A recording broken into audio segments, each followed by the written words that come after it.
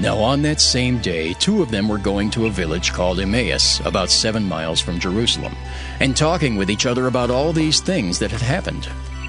While they were talking and discussing, Jesus himself came near and went with them, but their eyes were kept from recognizing him.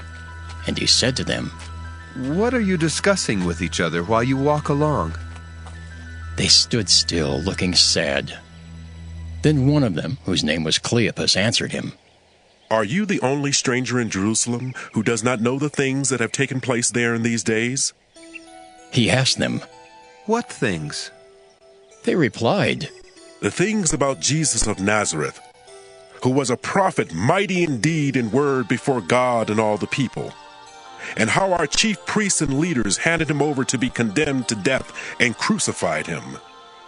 But we had hoped that he was the one to redeem Israel. Yes, and besides all this, it is now the 3rd day since these things took place. Moreover, some women of our group astounded us. They were at the tomb early this morning, and when they did not find his body there, they came back and told us that they had indeed seen a vision of angels, who said that he was alive.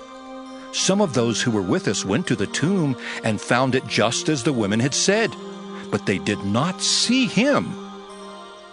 Then he said to them, "Oh, how foolish you are, and how slow of heart to believe all that the prophets have declared. Was it not necessary that the Messiah should suffer these things and then enter into his glory?"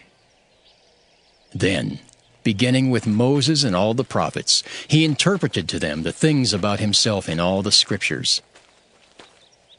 As they came near the village to which they were going, he walked ahead as if he were going on.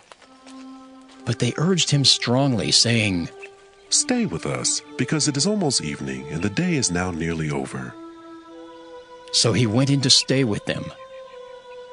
When he was at the table with them, he took bread, blessed and broke it, and gave it to them. Then their eyes were opened and they recognized him, and he vanished from their sight.